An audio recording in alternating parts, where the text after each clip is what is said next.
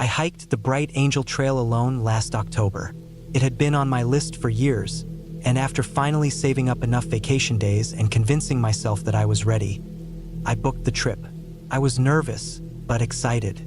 I'd done solo hikes before, smaller ones, nothing as steep or long as this. Still, I trained for months, got all the right gear, and made sure to time it so I wouldn't be dealing with extreme heat. I even checked in with the backcountry office before heading down, told them my plan, gave them my timeline just in case. The morning I started, it was still a bit dark when I reached the trailhead. The Grand Canyon looked quiet, almost unreal in the morning light. There were a few other hikers around at the start, couples mostly, some early risers with day packs and cameras. But after the first mile or two, it got quieter. Most people don't go far down the Bright Angel Trail. I had my permit to stay overnight at Indian Garden Campground and then come back up the next day. It was supposed to be a peaceful getaway, a kind of reset for me after a rough year. It was somewhere past the 3-mile rest house where I noticed how alone I really was. The air had warmed up, and the wind had picked up just slightly, brushing the cliff walls and kicking up dust in little swirls. My boots crunched over the packed dirt and stone. I drank from my water bottle slowly and paused now and then to take pictures, but I hadn't seen another person in at least 45 minutes. I rounded a switchback and kept walking, pacing myself, not wanting to burn out too early. The canyon was quiet except for the occasional rustle of wind and the soft creak of my backpack straps. I'd passed a couple of ravens earlier. One had followed me for a few steps, hopping along the trail before flying off. But now it felt like I was the only living thing in that part of the canyon. And then I heard it, a scream, not a short, startled kind of scream. This one was stretched out, high-pitched, desperate. A woman's voice came from farther down the trail. First, I froze. My body just stopped on instinct. Then I heard it again. "Please, please help." It echoed up the canyon walls. I looked around. Nothing. Just rock, dry brush, and the narrow path ahead. My heart started beating faster. I thought maybe someone had slipped and fallen. I listened again. Silence. I waited, hoping I'd hear it again to get a sense of direction. Then, "Please, please." Same voice, same tone. It didn't sound like it was moving. It sounded stuck in one place, not close but not far either. I took a few slow steps forward, trying to keep calm. The trail curved again and dipped slightly. I kept my eyes on the rocks and edges, trying to spot anyone who might have gone off trail or fallen. The voice stopped, just like that. No fading, no more cries. It was just gone. I stood there for a few minutes, turning slowly, scanning the landscape. Nothing. No figures. No color that didn't belong. No movement. It was like the canyon had swallowed the voice. I pulled out my phone. No service, of course. I took a slow breath, told myself to keep going. Maybe they got help. Maybe it was a weird echo from someone farther away. That can happen in the canyon. Sound bounces in strange ways. I kept walking. Still, something about the scream had felt wrong. Not just scared, like the voice was trying too hard, like someone was performing a panic. Another half-mile down, I reached a shaded section with tall cliffs on either side. The light changed. Everything felt a bit cooler. The silence here felt heavier. That's when I heard it again. "Please," came from above, maybe behind me this time, but softer. Just one word. I spun around. Nothing. No dust clouds. No footsteps. No shadows. I stared up the trail. Still nothing. I took out my emergency whistle and blew it, just in case. 3 short blasts. Then I waited. Not a sound came back. That's when I started to feel watched. It was a sudden thing, a prickly tension in my neck and shoulders, like someone was staring down at me, unseen. But I couldn't see anyone. The trail was empty. The rocks were still. I kept moving, but slower now. I stopped taking pictures. I didn't enjoy the views anymore. I just wanted to reach Indian Garden and find people. Other hikers. Anything. When I finally got to the campground, I felt shaky. There were a few other tents already set up. I nodded to a couple sitting near a picnic table. I must have looked pale or rattled, because the woman asked if I was okay. I just said it was hot and that the hike was tougher than I expected. I didn't tell them about the voice. That night, I laid in my tent with my eyes open for hours. I kept hearing things. Small rocks shifting, wind brushing through dry leaves, cough once. I sat up fast when I heard that one, but it was gone as quickly as it came. No voices, no screams, but I couldn't relax. The next morning, I left earlier than planned. I just wanted to be back at the rim. My legs were sore and my back ached, but I didn't stop much. I passed a few people coming down and nodded quick hellos. The canyon looked different now, less majestic, more vast and uncaring. Back at the trailhead, I went straight to the backcountry office. I asked one of the rangers if anyone had reported a hiker in trouble. I said I'd heard someone screaming around the 4-mile mark. He asked me what time I'd heard it. I told him. He gave me a strange look, like he wasn't surprised. "You're not the first," he said. "People have heard screaming in that area for years." I blinked at him. He leaned back in his chair and rubbed his chin. "No one's ever found anything. No missing persons. No injured hikers. Just voices. Some think it's echoes. Others think maybe a mountain lion mimicking a human cry. They've been known to do that, though it's rare. Or maybe it's someone playing a prank." He said it all in a calm tone, but I could tell it bothered him too. I asked if they'd ever searched the area. "Plenty of times," he said. "Nothing turns up." I didn't press him any further. I just nodded and walked out. The sun was high by then, and tourists filled the paths near the rim. I sat on a bench and watched them for a while, people laughing, taking photos, eating snacks. None of them knew what it felt like to be deep down in the canyon, to hear a voice that shouldn't be there, to know for sure you were alone and still feel something watching. Even now, months later, I think about it. That voice wasn't a recording. It wasn't wind. And if it was a person, they never came out. I don't think I'll hike Bright Angel again. Not alone, anyway. Something about that place doesn't sit right with me anymore. And whatever made that sound, whatever kept repeating that same desperate cry, it wasn't looking for help. It was waiting.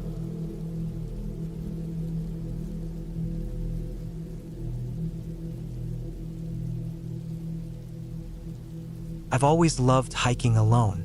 There's something about the silence, the disconnect, the complete break from noise and people. I don't do it because I'm running from anything. I just prefer being out there by myself. Zion National Park had been on my list for a while. I'd done most of the popular trails years ago, but this time I wanted to go off-grid. I had planned a solo overnight trip in one of the park's remote sections, far away from anything that would be on a map or brochure. No people, no noise, no light. Just me and the desert.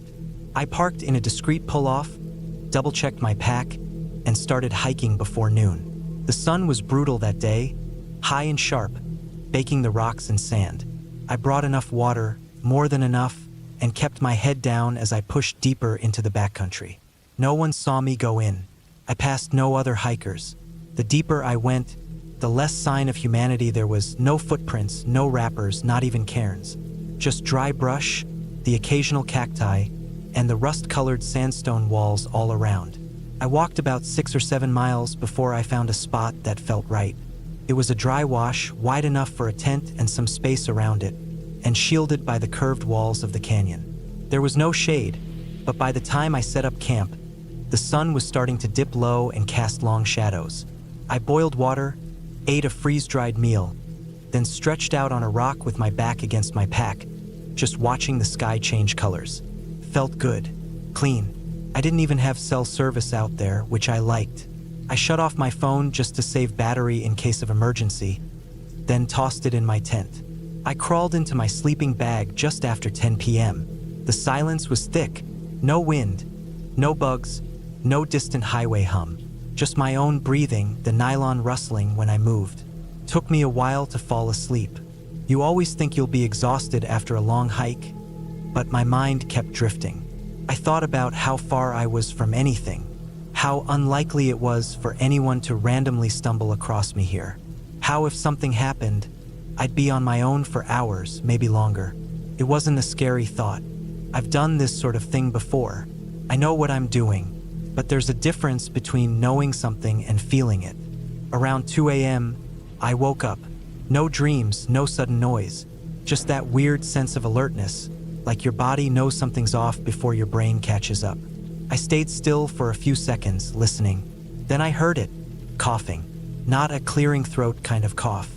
It was rough, raspy, sick-sounding, and human. I froze. It wasn't close enough to be right outside, but it wasn't far. Maybe 50 feet? My first thought was that someone was out here, injured maybe, lost. But then I remembered how far out I was. No marked trails, no sign of anyone else all day. And it was 2 a.m. I stayed in my sleeping bag, listening. The coughing stopped after maybe 10 seconds. Then silence again. I waited for a few minutes before I reached for my headlamp. I didn't want to unzip the tent yet. I just clicked the light on inside, kept it low. Nothing outside looked disturbed. No shadows, no shapes.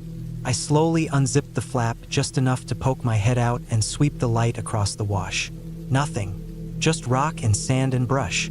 My heart was still racing, though. I pulled my head back in, zipped up, and sat upright, just listening again. 10 minutes later, the coughing came back. Closer this time. A few short bursts, then it stopped again. I didn't wait this time. I grabbed my light and my knife and unzipped the tent all the way. I stepped out, barefoot but not caring. I scanned around in every direction. The sound had come from the north end of the wash, near a narrow passage that opened between 2 sandstone walls. I stared at it, shining my light in deep, but all I could see was empty rock. I walked a slow circle around my camp, making sure nothing had been touched. My gear was exactly where I left it. My bare canister, untouched. Nothing looked moved or disturbed. And then I saw them, footprints, fresh, in the sand just beyond where I'd walked earlier, in a spot that had been clean before I went to bed.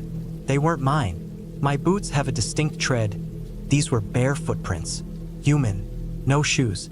The sand was still slightly disturbed, like the person had been standing still for a while and shifted their weight. There were at least 6 prints, mostly leading away from my tent and toward that narrow passage. My mouth was dry. I stood there for maybe a full minute, not moving, just staring. I wanted to believe I was wrong, that it was an animal or some weird trick of light. But no, these were human. Toes, heel, arch, even a little drag mark like someone limping or not fully picking up their feet. I backed toward my tent slowly, scanning again. No movement, no sound. I didn't go back to sleep. I sat inside with my light off, holding my knife, listening. For hours, the coughing never came back. The sky slowly brightened with morning, and as soon as I had enough light, I packed everything in under 15 minutes. I didn't even make breakfast. I stuffed my bag, laced my boots, and started hiking out, fast. I didn't take breaks. I didn't even stop to refill water. I followed the dry washout until I hit higher ground. Then I made a straight line for the spot where I'd parked. I didn't see another person the whole way. My mouth stayed dry. My head was spinning the whole hike out, like I was being watched but too scared to look back. When I finally got back to the car, I sat in the front seat for a long time before I even started the engine. I just sat there with the windows rolled up, the doors locked, staring out at the dirt road and brush. I don't know what I expected to see. I finally started the car and drove straight to the ranger station. I wasn't even sure what I was reporting, but I needed to say something. The ranger I talked to listened carefully, took a few notes, asked me where exactly I'd camped. I gave him the best description I could. When I mentioned the coughing, the footprints, the lack of gear or signs of any other hiker, he paused and leaned back a little. Then he told me, calmly but seriously, that sometimes there are individuals who live off-grid deep in the park. Transient people, sometimes hiding out, sometimes just avoiding the world, sometimes not well mentally. They don't always want to be found. They usually avoid contact, but every now and then, someone has a run-in. He told me I did the right thing leaving and reporting it. Said he'd send someone out to take a look. But he also said, matter of fact, that I shouldn't expect anyone to find anything. The land out there is wide, and a person who knows how to stay hidden can disappear easily. I nodded, thanked him, and left. That night, in my motel bed, I barely slept. My mind kept going back to those footprints, the silence, that coughing. I kept imagining someone barefoot, hiding in the rocks, watching me, waiting for me to fall asleep. I've hiked since then, but not alone, not in places without trails. That night shook something in me. It reminded me that the wild isn't empty, that just because you can't see anyone doesn't mean no one's there. Sometimes the scariest thing isn't nature, it's people, especially the ones who don't want to be found.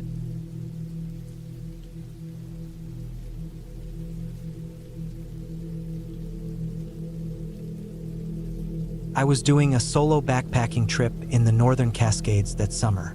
It was early August, hot in the day but cold at night, and I had taken a week off to unplug and hike a quiet, lesser-used loop I'd found online. It was a mix of old forest roads, steep trails, and a few cross-country sections that required some basic map skills. I'd done these types of trips before, so I wasn't worried. My gear was good, and I liked being alone out there. The third day into the trip, I'd planned to camp by a small alpine lake that was marked on the topo map. It wasn't near any official trail, so I didn't expect anyone else to be there. The route to it was steep, mostly switchbacks and rocky ridges. Around mid-afternoon, I came over a ridge and saw, through a break in the trees about a half-mile away, what looked like a tent. It was on a flatter part of the slope below a stand of fir trees, maybe in a small clearing. From the distance, it looked like one of those older dome-style tents, gray and maybe faded blue. I thought that was a little odd because this place wasn't easy to get to, and I hadn't seen a single person all day. But whatever, people can hike wherever they want. By the time I got to where I thought it was, though, the tent was gone. There was no clearing, just thick brush and sloped terrain. I figured I had misjudged the angle, or maybe what I'd seen was a weird rock formation or even a patch of light through the trees that just looked like a tent from far away. It happens. I didn't dwell on it. I kept hiking for another hour and found the lake. It was smaller than I expected, surrounded by thick undergrowth and rocks. I dropped my pack and set up camp on the flatter west side. After setting up my tent and getting water boiling for a freeze-dried meal, I walked about 50 yards down to the stream that flowed out of the lake. It wasn't very wide, maybe 3 or 4 feet across, but the water was clean and cold. I crouched down, filled up my filter bag, and was attaching the filter when I looked up. Through the trees, maybe 200 yards upslope, I saw that same tent again. Same shape, same faded blue and gray color. This time I could even see the side flapping a little in the breeze.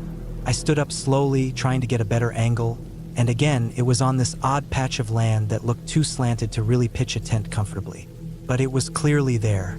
I wasn't misjudging it this time. I could even make out a dark shadow next to it, like a camping chair or maybe a person sitting low. I kept staring for maybe a minute, unsure what to do. Then I looked away for a second to adjust my bag, and when I looked back, the tent was gone. Just trees and slope. Not even the color remained. I stood there a long time, trying to understand what had just happened. I thought maybe the light had changed, or the trees shifted in the wind and obscured the view. But I knew what I saw. I wasn't imagining it. It was there, then it wasn't. That night, I didn't sleep well. No real reason at first. I wasn't hearing anything weird, and I didn't see any lights or signs of people. But I felt something. Not fear exactly, but like I wasn't alone. I kept my headlamp and knife next to me, just in case. Around midnight, I heard something move through the brush maybe 30 or 40 feet from my tent. Just a quick rustle. I sat up and held my breath. Nothing else. Could have been a deer. Could have been nothing. But my gut told me someone was out there, just outside my little bubble of light, watching. I was up before sunrise. Didn't even make coffee.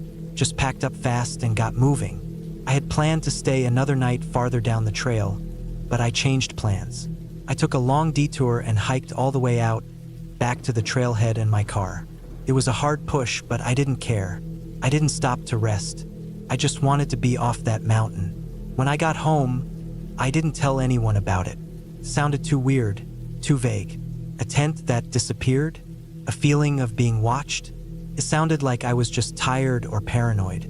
I almost convinced myself of that too. For weeks, I didn't even think about it much. I went back to work, settled into routine. Then about 2 months later, I came across a news story while scrolling online. It was one of those regional reports that make the rounds, nothing national, just a local Washington piece. The headline was something like, "Fugitive caught after months living in backcountry." I clicked it. The article said a man wanted for a double murder in Oregon had been hiding out in the northern Cascades that summer. He'd been on the run for months, completely off-grid. Hunters eventually found signs of a camp near a drainage area and reported it. When rangers moved in, they found the guy living in a camouflage tent, surviving off stolen supplies and whatever he could scavenge. They included a map in the article roughly marked. It wasn't exact, but the area matched up almost perfectly with where I had been that day I saw the disappearing tent. Same slope, same ridgeline. The part that really hit me was the photo. They showed the tent when the rangers took it down. It was old, gray and blue, dome style, looked exactly like the one I kept seeing through the trees. I sat there staring at that picture for a long time. It wasn't just my imagination. He'd been there. I'd seen his camp twice, but every time I tried to get closer, he must have moved it, packed up quick and hauled it out of sight. That explains why it was never where I thought it would be. He was watching me, maybe from behind a tree or higher up. He must have been tracking me, listening. That rustle in the bushes? That wasn't nothing. That was him. I don't know why he didn't do anything to me. Maybe I wasn't a threat. Maybe he just didn't want attention. Or maybe he just didn't feel like it that night. That part still bothers me. The randomness of it. After that, I stopped solo hiking for a while. Even now, I'm careful. I research the area more, check for any news or alerts. I still hike, but that trip changed something in me. It reminded me that people, not just nature, can be the scariest part of the backcountry. And sometimes, when you think you're alone out there, you're really not.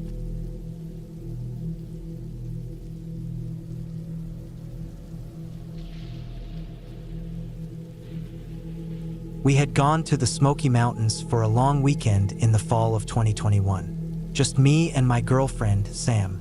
We both liked hiking, especially in places less crowded, so we always looked for trails that were either lesser known or completely unofficial.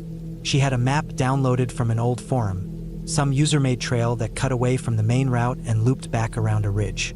It looked doable, maybe 7 or 8 miles total, and it seemed like a perfect choice for a quiet day hike. It was early in the morning when we started. The air was still a bit cold, and the leaves were just beginning to change color. Reds and oranges mixed with the green, and the path felt untouched. We didn't see a single other person once we left the main trail. Just the sound of our boots on leaves, birds above, and now and then the breeze through the trees. Felt peaceful. A little too peaceful, honestly. I remember thinking how quiet it was, not in a relaxing way, but in a way that made you notice your own breathing. About 2 hours in, we were walking along a slope that had been hit with rain earlier that week. The mud was thick in places, and our boots kept sticking with every other step. We were stepping carefully, trying not to slide, when Sam suddenly stopped ahead of me and stared down at the ground off to the right side of the trail. She pointed, didn't say anything. I walked up beside her and followed her gaze. At first, I thought it was just a weird rock, the way it was shaped. But it wasn't. It had eye sockets, a thin jawline, teeth, a dull, grayish-white color, halfway stuck in the mud. It was a skull. It didn't look fresh. There was no flesh, no hair, nothing like that. Just old bone, half-buried, like it had been there a long time. My first instinct was maybe it was animal, a deer or something. But no, it had a human shape. No snout. Too small to be a bear. Too flat. I stood there staring at it, and all the hairs on my arms stood up. You don't expect to find something like that. Not out in the woods. Not when you're just hiking for fun. Sam took out her phone, marked the GPS coordinates. The app she used let her save it offline. We talked about what to do next. The spot didn't have any signal, so we agreed to finish the loop and report it once we got back to the ranger station. I remember how different the hike felt after that.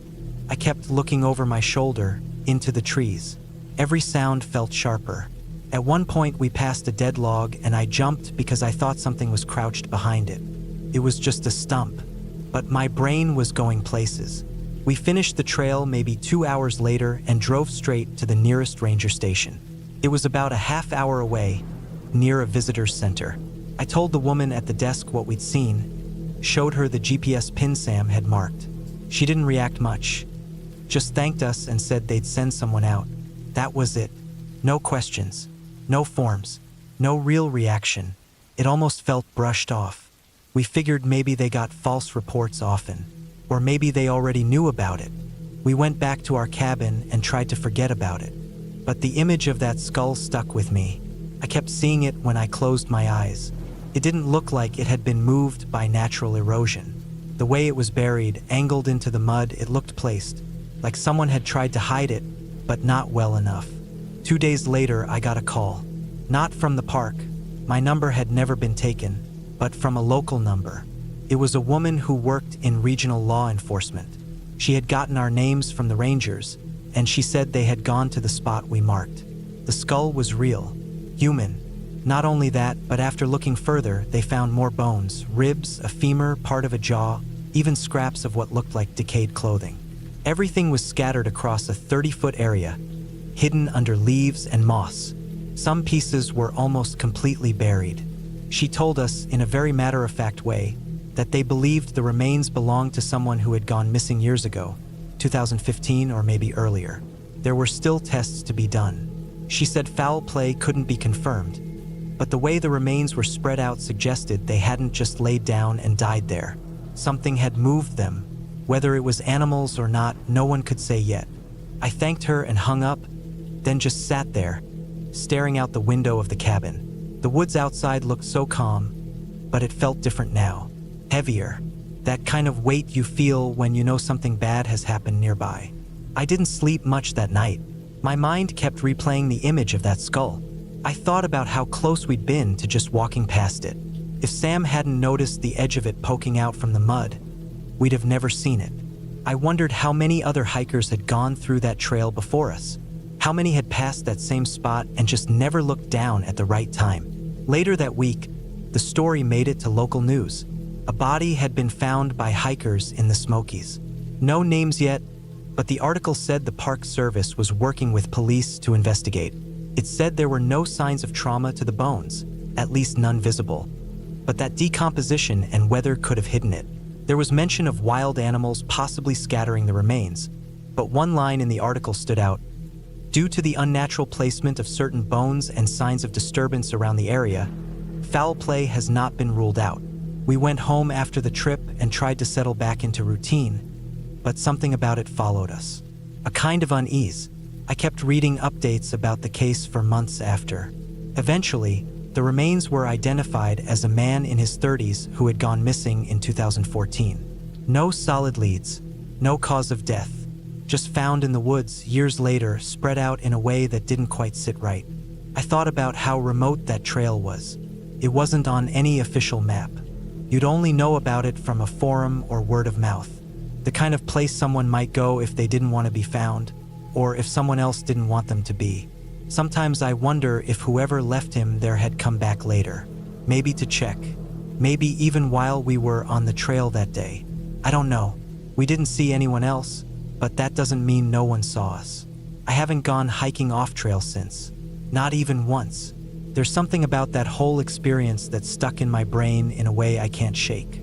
I still love the mountains, still love the woods, but now, even on marked trails, I find myself glancing off into the trees more than I used to, watching, listening, not for animals, not for weather, but for whatever else might be out there, quiet, waiting.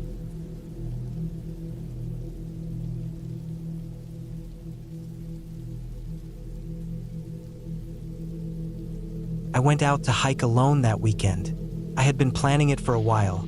Just me, a couple of granola bars, some packed meals, my pack, and a few days in the woods. It was a part of a larger national forest with dozens of trails, some marked, others not. I wasn't going anywhere too remote. The plan was to loop a 15-mile trail, camp for the night at a permitted backcountry site, and then return the next day. Everything started out normal. I parked at the trailhead around 8 a.m., signed in at the little self-check-in box, and hit the path. It was early spring, so the weather was just about perfect. Cool air, soft light filtering through the trees, not too many bugs yet. I passed a couple of other hikers during the first hour or so. After that, it got quiet. That was what I was looking for. I've always found something calming about being away from everything. No cars, no people, no phone service. Just the sound of your boots crunching dirt, leaves shifting in the breeze, the occasional bird call. Clears your head. About 3 hours in, somewhere around mile 7, I started to get the sense that something was just off. It wasn't anything obvious. I didn't hear or see anything strange at first, but I had this low, nagging feeling like I wasn't alone anymore. You know how sometimes you can tell when someone's looking at you? That was what it felt like. This sensation in the back of my neck that made me keep glancing over my shoulder. First, I told myself it was just nerves. I hadn't seen anyone in over an hour, and it was easy to let your imagination wander when you're alone out there. But after a few minutes of walking with that tight feeling in my chest, I looked up and caught a shape dark, low to the ground, maybe 20 or 30 feet off the trail, tucked in between the trees. It was just for a second. I thought maybe it was a bear or an elk. We get both out there. I slowed my pace, looking carefully, trying to catch movement or see the animal again. Nothing. I kept walking, thinking maybe whatever it was had seen me and moved off. But 5 minutes later, I felt it again. I turned my head to the left, and there it was, a dark shape, low and still, just behind a tree further up the slope. It didn't move. I told myself again, probably a bear. Maybe it was foraging or watching me from a distance. Still, something didn't sit right. Bears move. They don't stay so quiet and still for that long unless they're hiding. And if it were a bear hiding from me, I'd expect to hear it eventually. Snapping branches, breathing, something. I kept going, walking a little faster. The trail curved uphill and around a bend. As I came around the curve, I stopped for a second to catch my breath. Everything was silent. No birdsong, no wind, nothing. That silence hit me hard. I turned around fast, and that's when I saw it. It wasn't an animal. It was a person, dressed in dark clothing, black hoodie, maybe dark pants, standing completely still, maybe 20 feet back, halfway behind a tree trunk. The way they were hiding told me this wasn't someone out for a hike. They didn't want to be seen. As soon as I made eye contact, if you can call it that from that distance, they darted sideways behind the tree and vanished. I froze. I wasn't sure what to do. My first thought was, maybe they're lost, maybe they're in trouble. But they hadn't called out, hadn't said a word. And they were watching me. I wasn't imagining that. I tried to rationalize it. Maybe it was just another hiker messing around. But nobody hikes dressed like that. Dark clothes in the woods? It didn't make sense. I stood there for a minute, my heart pounding, staring in the direction they had gone. Nothing moved, not a sound. That feeling of being watched was stronger now.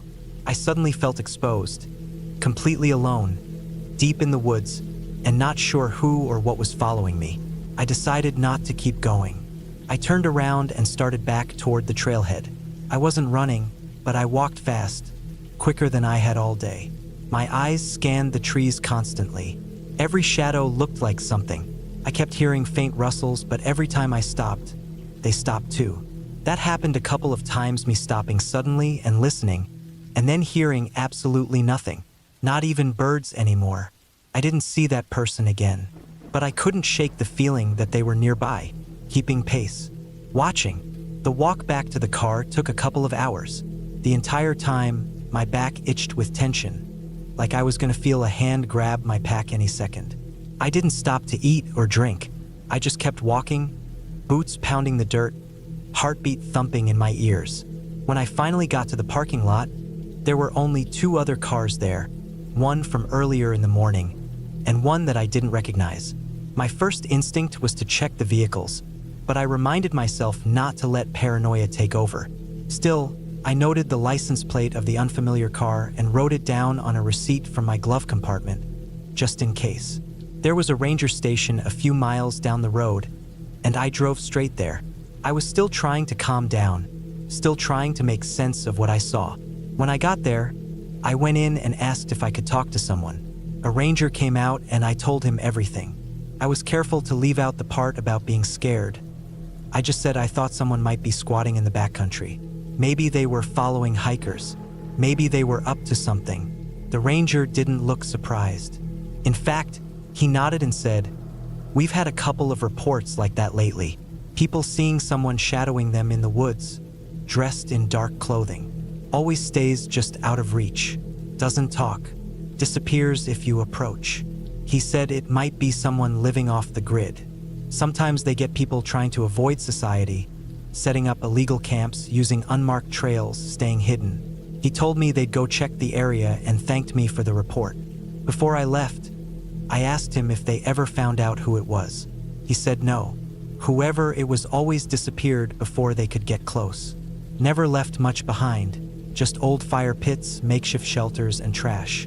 Nothing that ever gave them a clear identity. They couldn't prove anything illegal unless they caught the person in the act, and so far they hadn't. I drove home that evening, still shaken. I kept going over it in my head, trying to figure out if I overreacted, if I imagined more than what was really there. But I know what I saw. That wasn't just some harmless hiker.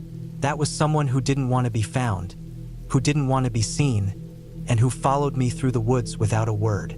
And the worst part is they're probably still out there.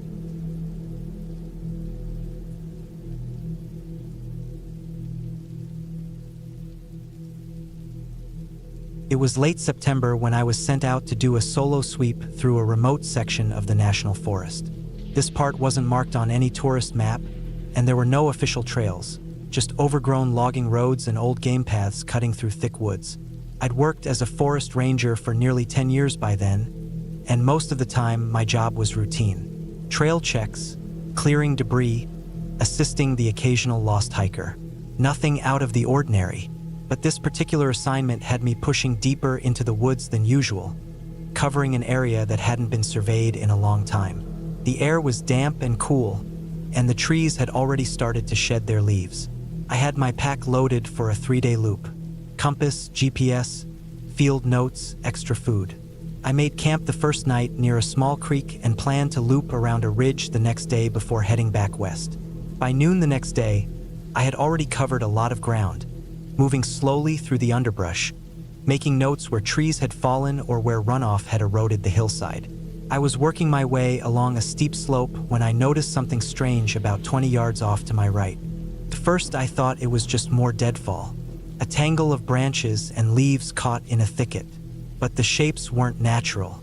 I saw straight lines, angles that didn't belong in a forest. I moved closer, brushing past tall ferns and pushing branches aside. That's when I saw the tarp. It was covered in leaves and pine needles, but it was too perfectly placed to be an accident. A heavy-duty camo tarp, stretched out and tied down low between trees. Someone had gone to serious lengths to hide whatever was underneath it. I crouched and peeled back a corner of the tarp. Underneath, there was an old dome tent, faded, weather-worn, but intact. The rainfly was still on, and the guy lines were double knotted around nearby trunks. Someone had worked hard to secure it against wind and keep it hidden. I stood there for a few seconds, just staring at it. There were no fresh footprints, no signs of movement. It looked like it had been sitting there for months, maybe longer. I unzipped the tent carefully. The smell hit me first. Not rot exactly, more like damp paper, mildew, and stale sweat. Inside, there was a sleeping bag rolled up, mold starting to creep along the seams. An old military-style backpack was stuffed into the corner, and notebooks were stacked in a neat pile on a plastic crate. It didn't look like someone had packed up and left. It looked like someone just stopped being there. I started going through the notebooks. There were maybe 7 or 8 of them, all cheap composition books with black and white covers. The writing was cramped and messy, page after page, filled top to bottom. At first I thought it was a journal, daily entries about the weather, food, trails, but the more I read, the stranger it got. It was all about being watched, being followed, notes about helicopters flying low over the forest, people hiding in the trees with binoculars, clicking sounds in the radio, diagrams of supposed surveillance patterns, lists of license plates. Whole pages were just the same phrase repeated over and over. They know where I sleep. I sat there for almost an hour, just flipping through them. There were no dates in most of the entries, just ramblings that got more and more chaotic the deeper I went. One page had the words asterisk don't sleep. They come when I sleep asterisk scribbled in thick pen lines so hard it tore through the paper. A few of the final entries were just unreadable scrawls and frantic arrows pointing to the corners of the page. And then they just stopped. Blank pages after that. I didn't touch the backpack much, but I found a name written in permanent marker inside the flap. Ryanus Hallbrook. No ID, no wallet, nothing else. Just that name. I marked the coordinates and hiked out with the notebooks. Took me a day and a half to get back to base, and by then the whole thing had settled in my gut like a stone. Back at the ranger station, I filed my report and handed the journals to law enforcement. A week later, a detective called me. They ran the name. Ryan Hallbrook had been reported missing 2 years earlier by his sister. He'd been living out of his car in a nearby city, unemployed and increasingly paranoid, according to her. One day he vanished, left his apartment, never came back. His car was found abandoned a month later, 30 miles away. No foul play suspected at the time. Just another missing person case with no leads. And now this tent, deep in the forest. They sent a team out to the site. I went with them. We searched the surrounding area for days. Grid by grid, foot by foot. We found some old food wrappers, a rusted camp stove, and what looked like a dugout fire pit that had been covered with branches. But no bones, no clothing scraps, no personal items outside the tent. Nothing.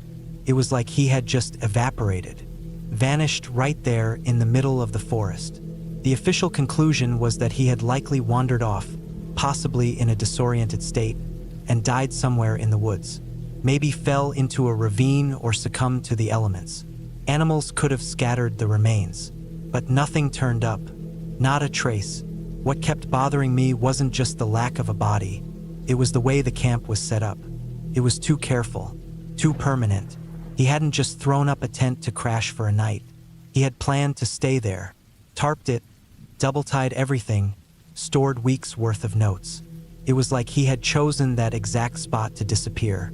A few nights later, I sat on my porch, flipping through a copy of the journal pages they let me scan. I kept thinking about the paranoia in his writing, the way he described hearing people in the woods. They stand just beyond the trees, waiting. Sometimes I hear whispering when the wind dies. At first I thought it was just signs of mental illness, and maybe it was. But the thing is, during that first night out there, when I camped near the creek before I found the tent, I did wake up once around 2 a.m., thinking I'd heard something. It sounded like footsteps, just for a few seconds. Slow, crunching leaves, then silence. I thought it was probably an animal or maybe my own imagination.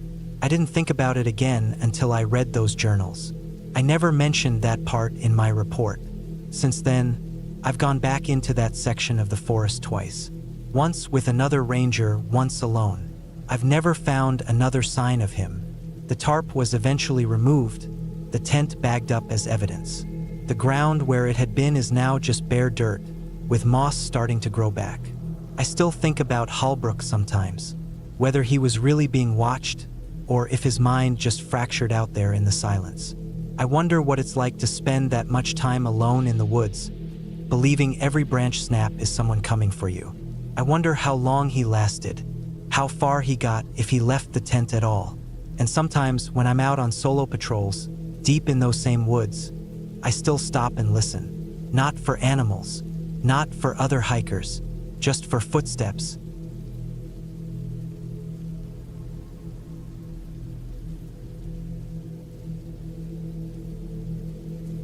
It was the summer of 2018 when me and my friend Ben were through hiking the Appalachian Trail. We had been on the trail for a little over 3 weeks, and at that point we had gotten used to long stretches without cell service, soaking wet gear, sore legs, and the constant mental push to keep moving forward. That day had been particularly rough. The weather had turned against us in the afternoon. Dark clouds rolled in fast, and within minutes, the rain came down like a wall. We tried to keep going for a while, but the trail had turned into mud, and every step forward felt like dragging ourselves through cement. We weren't near any shelters or campsites, and the map didn't show anything promising for at least another couple of miles. The sun was starting to go down, and the storm wasn't letting up. Then, as we came down a slope and crossed a narrow service road, we spotted a concrete drainage tunnel under the road. It was wide enough for both of us to stand in, and it stretched maybe 30 or 40 feet. The entrance was overgrown and dark, but the inside looked dry. At that moment, it felt like a blessing. We stepped inside, careful not to slip on the wet ground. The air was cooler and still, and there was the sound of rain echoing off the concrete outside. We moved in deeper, maybe 20 feet in, just enough to get away from the wind and the spray. It was quiet, just the kind of quiet you need after a long, miserable hike in a storm. We set down our packs and laid out our foam pads to sit on. I took off my boots and wrung out my socks. Ben did the same. The tunnel floor was damp, but not soaked. It was a relief to be out of the rain. We didn't turn on our headlamps. The tunnel wasn't pitch black since there was still some light coming from the opening, but it was dim. We just sat in the dark for a while, listening to the storm rage on outside, feeling safe for the moment. The rain was deafening up top. You could hear cars roll by every now and then over the road, but it was distant, muffled. Nothing felt threatening. It felt like we had found one of those weird, accidental safe spots you don't expect when you're out in the wild. After a while, I leaned my head back against the concrete and closed my eyes. I wasn't asleep, but I was in that halfway space. A few minutes passed like that, maybe longer. Time moves differently when you're wet and cold and still. Then I heard something. It was soft at first, almost nothing, just a little scrape like wet skin against concrete. I opened my eyes and sat up. I didn't say anything. I figured maybe Ben had shifted or moved, but then I heard it again. This time it was more clear. A footstep, wet and slow. Not loud, but just enough to be wrong. I reached for my headlamp, but I didn't turn it on yet. I thought maybe it was water dripping somewhere deeper inside the tunnel. But the sound wasn't random, it had a rhythm, like someone walking carefully, slowly, trying not to be noticed. Ben must have heard it too because I felt him shift beside me. The sound came again, closer now. Wet footsteps on the concrete floor, soft but deliberate. Then there was this other sound, breathing, shallow and slow. Not animal breathing, not heavy or snorting. It was human, controlled, like someone hiding and trying to stay quiet but not quite managing it. I turned on my headlamp. My beam cut through the darkness fast and hit the far corner of the tunnel. My brain took a second to process what I was seeing. There was a man crouched down in the corner, completely naked.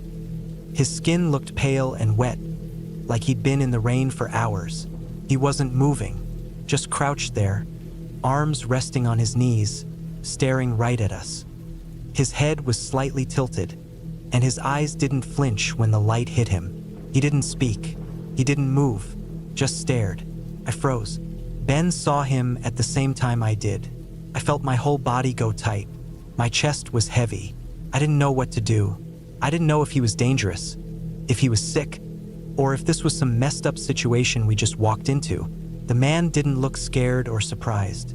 He looked calm, like he had been watching us for a while, just waiting. The tunnel felt so small then. The air, which had felt still a minute ago, now felt stale and close. I felt like the walls were shrinking in. We didn't talk. We didn't even look at each other. We just grabbed our packs as fast as we could and ran. We bolted straight out of the tunnel, into the rain, into the mud, without even putting our boots back on properly. I remember slipping once and slamming my hand on the wet ground, but I didn't stop. I didn't care. We ran for at least a mile, maybe more, before we finally stopped. I turned around a few times as we ran, half expecting to see him behind us, but he never followed. We found a spot a little off the trail and finally stopped to breathe. I was soaked, cold, and shaking. My heart was beating so hard it hurt. We sat there, in the dark, under some trees, trying to understand what the hell had just happened. The next morning, when the sun came out, we hiked back to the nearest ranger station and reported what we saw. We gave them the exact spot, told them everything, his appearance, how he was acting, what he looked like. They took it seriously. A ranger even drove us back near the area to show them where the tunnel was.